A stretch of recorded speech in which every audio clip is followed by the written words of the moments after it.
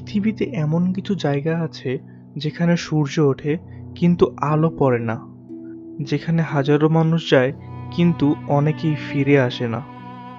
আজ এমনই 5টি ভৌতিক ও রহস্যময় জায়গার কথা বলবো, যেগুলো শুধু গল্প নয় বরং বাস্তব আতঙ্ক।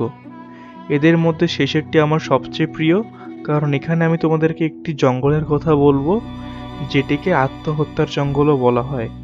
হ্যাঁ, সঠিক শুনেছ, দ্য সুইসাইড ফরেস্টের কথাই বলছি। তাই ভিডিওটি শেষ পর্যন্ত দেখার অনুরোধ রইল, কারণ শেষে আকিগাহারা ফরেস্টের সত্য কাহিনী একবার শুনলে তুমিও ভুলতে পারবে না। চলো শুরু করা যাক আজকে আমাদের ভয়ানক ভ্রমণ। এডিনবার্গ ক্যাসেল স্কটল্যান্ডের রাজধানী এডিনবার্গে অবস্থিত একটি ঐতিহাসিক দুর্গ। এটি শতাব্দীর পর শতাব্দী যুদ্ধ, রাজনীতি এবং মৃত্যুর সাক্ষী। তবে এডিনবার্গ ক্যাসেল সম্পর্কে কিছু মিথ প্রচলিত রয়েছে, যেখানে স্থানীয়রা বিশ্বাস করেন এখানে দি গ্রেট লেডি বা ধূসর পোশাক পরা মহিলার আত্মা ঘোরাফেরা করে। এছাড়াও লস্ট পাইপার বয় নামে পরিচিত একটি ছেলের আত্মার কথাও শোনা যায়, যার বাঁশির সুর এখনও শোনা যায় সেই ক্যাসেল থেকে। এডিনবার্গ ক্যাসেল 900 বছর আগে নির্মিত হয়েছিল, কিন্তু এই স্থানটি বহু পুরনো ইতিহাসের সাক্ষী। ধারণা করা হয় খ্রিস্টপূর্ব 900 সালে এই এলাকায় প্রথম মানুষ বসবাস শুরু করেন। তবে দুর্গটি ঐতিহাসিকভাবে গুরুত্ব পায় 1200 শতকে, যখন রাজা ডেভিড ফার্স্ট এই দুর্গটি একটি রাজপ্রাসাদ হিসাবে গড়ে তোলেন। এরপর এটি বিভিন্ন রাজারানী এবং স্কটিশ শাসকদের আবাসনস্থল ছিল এবং বহু যুদ্ধ ও বিপ্লবের কেন্দ্রবিন্দু হিসেবে ব্যবহৃত হয়েছিল। এডিনবার্গ ক্যাসেলে স্কটল্যান্ডের অন্যতম ভূতুড়ে স্থান বলা হয়। বহু পর্যটক এবং কর্মী এখানে অদ্ভুত ঘটনা ও অদৃশ্য উপস্থিতি অনুভব করেছেন। কিছু জনপ্রিয় ভূতের গল্পের মধ্যে রয়েছে একটি বালকের আত্মা যে গোপন সুড়ঙ্গের মধ্য দিয়ে হারিয়ে যায় এবং তারপর থেকে তার আত্মা রাতের অন্ধকারে পুরো দুর্গের কক্ষগুলোতে ভেসে বেড়ায়। এর পরবর্তীতে আমাদের যেই ঐতিহাসিক স্থানটি আছে, সেটি শুধুমাত্র ঐতিহাসিক স্থানই নয়, বরং সেই সাথে রহস্য এবং ভৌতিকতার চূড়ান্ত সীমায় পৌঁছে গেছে। হ্যাঁ, এটি আর কোথাও নয়, এটি আমাদের পার্শ্ববর্তী দেশ ভারতে অবস্থিত। জায়গাটির নাম হচ্ছে ভানগড় কেল্লা। ভারতের এমন এক জায়গা যেখানে সূর্য ডোবার পর কেউ পা রাখে না, যেখানে রাজা মহারাজাদের প্রাসাদ এখন শুধুই এক ধ্বংসস্তূপ, আর যার চারপাশে ছড়িয়ে আছে অসংখ্য ভৌতিক কাহিনী। আজ আমরা কথা বলবো ভানগড় কেল্লা নিয়ে। ভানগড় কেল্লার অবস্থান ভারতের আলোয়ার জেলার কাছে। এটি দিল্লি থেকে প্রায় 83 কিলোমিটার দূরে। কেল্লাটি 1700 শতকে রাজা মান সিংহ নির্মাণ করেন তার নাতি মাধো সিংহের জন্য। ভানগড় একসময় ছিল একটি সমৃদ্ধ শহর। এখানে ছিল রাজবাড়ি, বাজার, মন্দির, নর্তকীদের জন্য ঘর, সব মিলিয়ে এক উন্নত জনপদ। কিন্তু হঠাৎ করেই এই শহর শূন্য হয়ে যায়। ইতিহাস বলছে এখানে ঘটে এক ভয়ানক ঘটনা যা সবকিছু বদলে দেয়। স্থানীয় মানুষদের বর্ণনা অনুযায়ী ভানগড়ে বাস করতেন এক সুন্দরী রাজকুমারী রত্নাবতী। তাকে ভালোবাসতেন এক তান্ত্রিক সিঙ্গিয়া। সে চেয়েছিল রাজকুমারীকে পেতে, তাই সে একটি জাদু মন্ত্র দিয়ে তার স্নানের তেল তৈরি করে। কিন্তু রাজকুমারী এই প্রতারণা বুঝে ফেলে এবং সেই জাদু তেল ছুঁড়ে দেয় এক পাথরে। পাথরটি গিয়ে তান্ত্রিককে পিষে ফেলে। মৃত্যুর আগে তান্ত্রিক ভানগড় শহরকে অভিশাপ দেয়, এ শহর ধ্বংস হবে আর কেউ এখানে শান্তিতে থাকতে পারবে না। কিছুদিনের মধ্যে ভানগড়ে এক যুদ্ধ হয় এবং পুরো শহর ধ্বংস হয়ে যায়। ভারতের প্রত্নতত্ত্ব বিভাগ ASI ঘোষণা করেছেন সূর্য অস্তের পর কেউ যেন ভানগড়ে প্রবেশ না করে। কেল্লার প্রবেশদ্বার লেখা আছে, entering borders of Bhangarh after sunset and before sunrise. বর্তমানে সেখানে যে স্থানীয়রা বসবাস করেন তারা বিশ্বাস করেন তাতে এখনো অশরীররা সেখানে ঘোরাফেরা করে। এর পরবর্তীতে যে জায়গাটি আছে সেটি হচ্ছে পুতুলের দ্বীপ, মেক্সিকো। পুতুল মানে শিশুদের খেলা, আদরের বস্তু।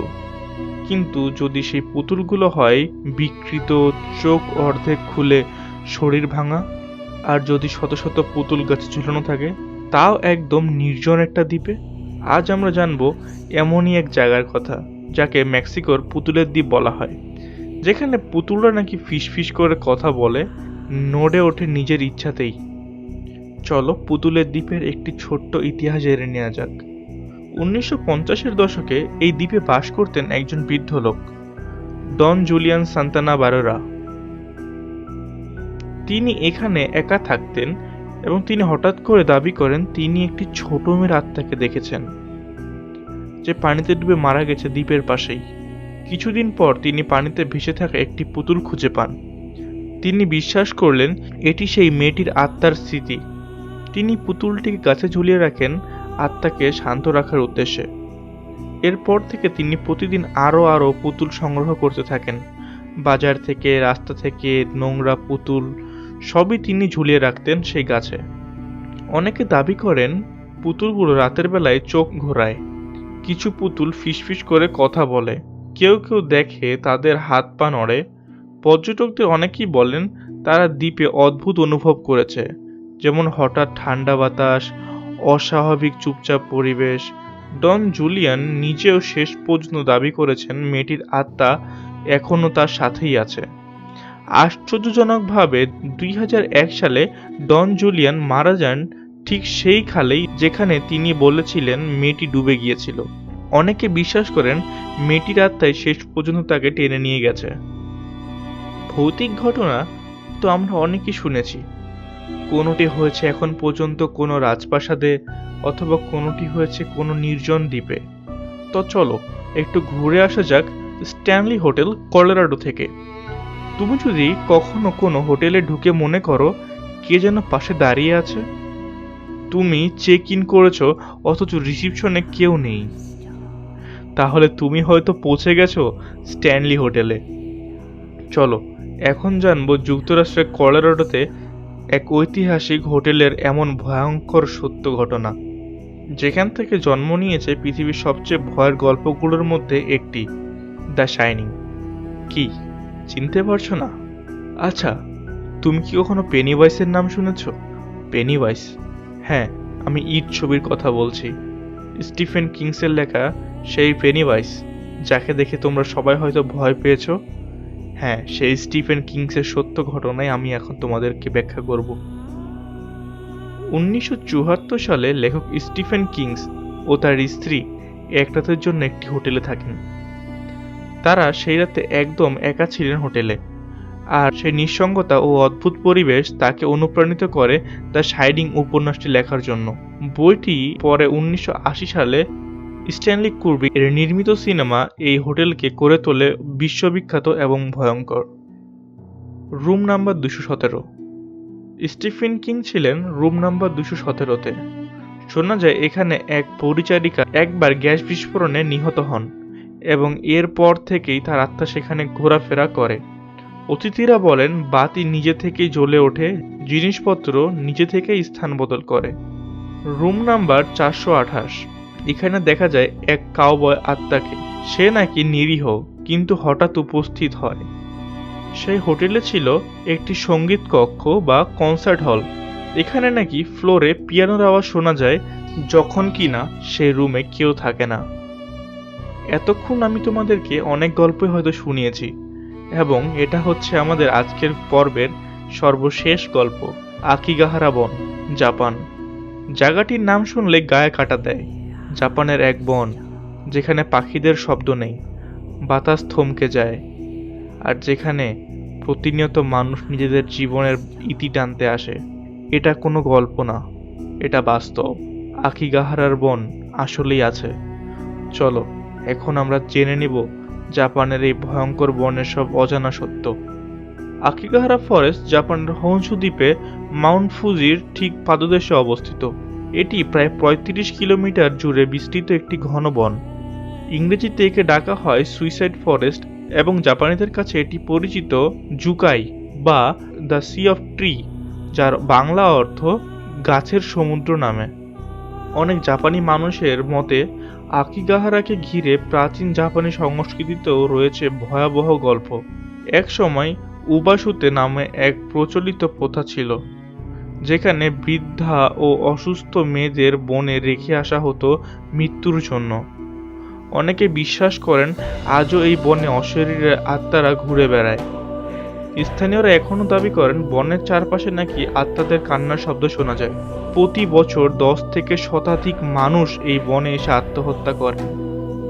2003 সালে রেকর্ড করা হয় 105টি আত্মহত্যার ঘটনা।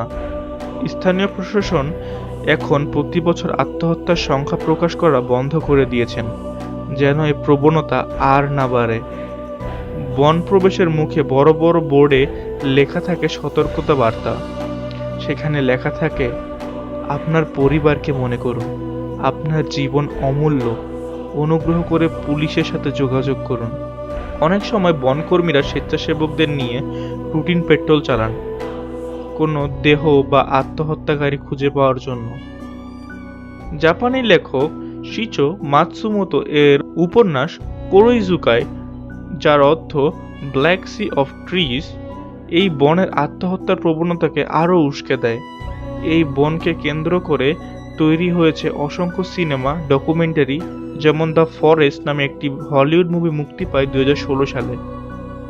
আকিগাহারা শুধু একটি বনই নয়, এটি হাজারো না বলা কষ্টের কবরস্থান। জীবনের মূল্য তুমি যতটা ভাবো তার থেকেও অনেক বেশি। আত্মহত্যা কোনো সমাধান নয়, বরং সাহস করে বেঁচে থাকাটাই আসল চ্যালেঞ্জ।